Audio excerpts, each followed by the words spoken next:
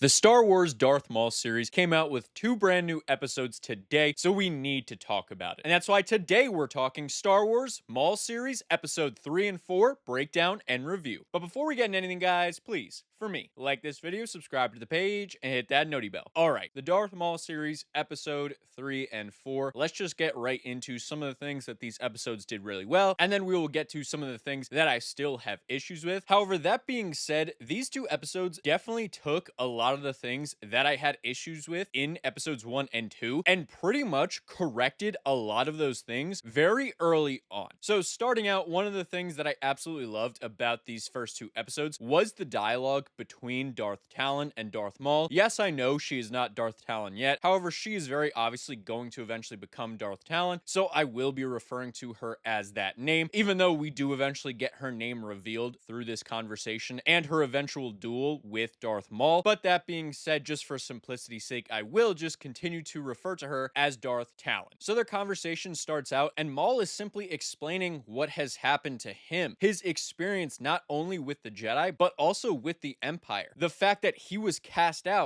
aside after his failure. And then even worse than that, once he started to rebuild himself and remake a life for himself, that was once again taken away by Darth Sidious. And he mentions the fact that he lost his brother Savage Opress. This was something that I was really happy to see, as that was probably one of the best arcs in the original Clone Wars series. So the fact that they are mentioning that is really, really cool to see. They also mention his fall from Mandalore and everything that transpired after that. And you can really see how much Darth Maul truly hates the Empire and how he truly does want to stick it to Darth Sidious for everything he's put him through. And keep in mind, Darth Maul is very much so a victim, and that's one thing that I really like about his character, is that he realistically, although he is a very horrible person, he also is a victim. And I feel like anytime we have a villain that is also a victim, i.e. Darth Vader, Darth Maul, it leads to a lot of really awesome stories because we, the audience, can sympathize with what they're doing to a degree. Now, after this discussion between the two of them, they do end up having some type of duel. Now, I do say some type of duel because it is very clear that Darth Maul has no interest in actually fighting her at this time. He's just testing out her abilities and trying to get her to focus more on the Force and trying to open up her mind to more than just what the Jedi taught her. And that's not even just to drive her to becoming more of a Sith. That's just to get her to get a bigger picture of the universe at hand. Because I feel like the Jedi were very much so focused on one thing, and if you strayed away from that path and that focus at all, you were deemed to be not worthy to be a Jedi. So I really like the fact that Maul is trying to change the perspective of Darth Talon in this moment, and by the end of this so-called duel, she is able to just walk away freely. However, before she does this, Darth Maul reveals her true name, which is Devin. How did he learn this? We do not know. That is not revealed in these first two episodes. However, I have a feeling that it will eventually be revealed how he learned this about her, and not only that, how he actually discovered her in the first place, what led to him discovering her, and that's actually something that I am really looking forward to as we progress through this series. Now, going on about specifically this first episode, I feel like once again we have an issue, and it's an issue that I did have in the first two episodes. Why is Lawson getting so much screen time? This is a show that is about Darth Maul, and yet once again, at least in this first episode, he feels like a side character. It feels like the Lawson show, with Darth Maul as a weekly bad guy or a reoccurring bad guy. And I feel like that's a huge shame because Darth Maul is an incredibly intriguing character, and if this series just focused more on him and Darth Talon, more on the backstory between him and Darth Talon, how he discovered her in the first place, or even flashbacks of Darth Maul escaping his imprisonment either of the two times, that would be way more intriguing than any of these subplots involving Lawson. The fact that we had to have a scene dedicated to him going to his son's sporting event only to end up leaving, which just furthered the friction between those two characters, just tells me that this is going to be a storyline that we're going to follow throughout this series. I had some predictions that his son would end up being affiliated with the Empire, and one of them would end up betraying the other, or one of them would end up losing their life in this struggle, and it would prompt them to go against the Empire. However, even all those storylines and predictions aside, I just genuinely do not care about these characters in the least. I think the only interesting thing that happened in this interaction was Master Daki, the Jedi Master of Devon, aka Darth Talon, coming to see Lawson, and they have that discussion. However, it is very brief, and the main focus of this interaction was just to introduce him to the fact that this is someone who looks after Darth Talon. And it's very brief, it's over very quickly. However, unfortunately for us fans, the scene does continue, and he is standing there watching his son play whatever intergalactic sport that is. It looks like some version of lacrosse, if I had to guess. However, he does not get to stay there long because luckily he is interrupted by what's going down at the docks, so he has to leave, and we once again see his son being disappointed that, oh no, his dad had to leave to actually do his job and protect the planet, but my lacrosse game matters too, Dad. This is just so utterly ridiculous and preposterous. I cannot stand it when either of these characters are on screen. Lawson alone is annoying. However, I feel like he would be a little bit more tolerable if his storylines weren't being tied to his son, who is objectively so annoying. We barely have gotten anything between these two characters in these first 4 episodes. However, I absolutely hate their dynamic already. It's clearly going to be a very cliche situation where Lawson isn't around enough, where Lawson takes his job too seriously, where the son feels like an afterthought, and that's going to push the son into doing something very stupid. It's all incredibly cliche, it's predictable, and above all of that, it is incredibly stupid and incredibly boring. I want to watch a story about Darth Maul, about the fall of the Jedi, about Darth Maul trying to bring Devon, aka Darth Talon, over to the dark side. I don't want to watch a series about a father and a son struggling with a lacrosse event, and a father that has to juggle going to lacrosse events with his work. That is all incredibly stupid. It is incredibly boring. Let's please cut it out. I can only hope that the son dies in the next episode so we can absolutely be done with it. However, we all know that is not going to be the case. It is probably going to be a storyline that continues throughout this series, so we just have to bear with it, unfortunately. But all the complaining aside, I do want to get to some of the things that I actually really enjoyed about these 2 episodes. And this next thing is actually just about the series overall. And that's, I absolutely love how they are portraying Maul as someone who fights against the Empire, but is still very much so a bad person. He is still a Sith in his own right. They're not doing the cliche turnabout for a character when as soon as a quote-unquote bad guy gets their own series, they go from big bad to anti-hero. It happens all the time. Look at what they did with Venom. They turned a Spider-Man villain into an anti-hero. And I know in the comics that happens. However, let's all be honest, Venom is a Spider-Man villain. Let's just keep him that way. And it looks like the writers of the Darth Maul series definitely held that sentiment to heart, because they have driven home that not only is Darth Maul not any type of anti-hero, he is still not a good person at all. Yes, there are moments where he does have honor. However, if you double cross him, which we have seen multiple characters do, Darth Maul is not going to rest until he takes your life. And that brings me to one of my absolute favorite scenes when Darth Maul does go up against one of the crime bosses who did betray him. And in this moment, we see a figure come out of the ship and starts taking down multiple enemies, only to be stunned. But in this moment, it is revealed that is not Darth Maul. And then Darth Maul does proceed to walk in, kill the head of the organization virtually instantly, and then everyone else very smartly decides to surrender. And in this moment, it highlighted that while Darth Maul is a villain and is going to kill people who do him wrong, he spares all of those people, because in that moment, they realized they were not going to win that fight. They surrendered. But Darth Maul also realized that number one, he needed them. However, number two, most importantly, they weren't the ones to betray him. They were simply following orders. And Darth Maul understands firsthand how difficult it is to follow orders, especially orders that could lead you to your ultimate demise. He was forced to follow the orders of Darth Sidious, which eventually led to his defeat and his death at the hands of Obi-Wan Kenobi. So I like the fact that he doesn't just kill all of these people, and instead he puts one of them in charge and quite simply says, you will be in charge and you will answer only to me. So he is giving this person an opportunity. As long as he doesn't ever betray Maul or make any acts against him, he's going to be alive, and he is going to thrive as the leader of this organization, only being second to Darth Maul. A pretty good position to be in, and so I do really like that they are showing that although Darth Maul is a pretty bad person, he does still have some degree of honor, and it's only when you betray him in some sort of way that he does despicable things to you. He isn't going to act out in violence against you unless you do something against him first. And that's an aspect of his character that I feel like we are going to have fleshed out more and more throughout this series, and it's one of my absolute favorite things about his character. Now, a little bit later in the episode, we actually find out why Maul left Lawson alive. That was one of my complaints from the first 2 episodes. However, it is revealed that as soon as Darth Maul encountered Lawson, he understood that this person was intelligent, and the mere fact that Lawson didn't involve the Empire actually intrigued Maul and showed Maul that Lawson also isn't a big fan of the Empire. So he is trying to invoke the old "your enemy of my enemy is my friend" to try to lure Lawson onto his side and just say they can coexist together, they can have peace. Darth Maul won't do anything against the people of the planet as long as he is allowed to operate as he is doing now. No harm will come to anyone, and they will overall have peace. However, unfortunately, very predictably so, Lawson refuses this and tries to triumph over Maul, only to be absolutely destroyed in this battle. However, one of the really cool things about this battle is that Darth Talon and her master are there, and they encounter Maul, and then we do get a pretty cool lightsaber battle between the 3 of them. The only negative that I have is that this lightsaber battle kept flashing to the other battle between Lawson and the forces that Maul had there, and I just feel like this diminished the lightsaber battle. The fact that it kept cutting away and giving so much screen time to Lawson and his forces during this battle was really lame in my opinion. Now, that could definitely be because I am very low on the character of Lawson. However, I feel like it's taking away from the main character, Darth Maul. That scene should have been focused on Darth Maul. The entire sequence should have been surrounding the lightsaber battle between arguably the 3 most important characters of this series thus far. Lawson is realistically meaningless in my opinion to the greater scheme of the Star Wars universe. However, for this series, he is for some reason incredibly important, and it definitely took away from the enjoyment of the overall duel. However, that being said, the duel is still really fun. It is really well choreographed, and it actually showed how competent Darth Talon is. She was able to go toe-to-toe with Darth Maul, at least for a little bit, and she showed to have a better dueling ability than her master. She was able to actually save her master from Darth Maul, and in this moment, I actually found something else really interesting, and it actually highlights something I mentioned earlier in the video, and that's the fact that Darth Maul could have killed both of them and decided to spare both of their lives. Now, this was definitely because he wants Darth Talon to join him eventually. However, I also think it's because he doesn't have any personal vendetta against these 2. Neither of them have done anything actually wrong to him, and they definitely haven't betrayed him in any way. I also personally think they are saving the death of her master for another character to execute and also to happen later on in the series, but I'll get to that in a little bit, because as this duel ends, we see Maul is able to escape. Both of the Jedi are able to get out of there. However, when the reinforcements for Lawson arrive, he is informed that the Empire was contacted. And then, before the episode ends, we see the Empire has officially arrived. This means an Inquisitor is going to be there. Will Darth Vader be there to hunt down Darth Maul? Unfortunately, probably not. However, I feel like if this series does end with the finale being Darth Maul and Darth Talon going up against Darth Vader, that would be absolutely peak. And it could potentially happen just because Rebels was initially supposed to feature a battle between Darth Maul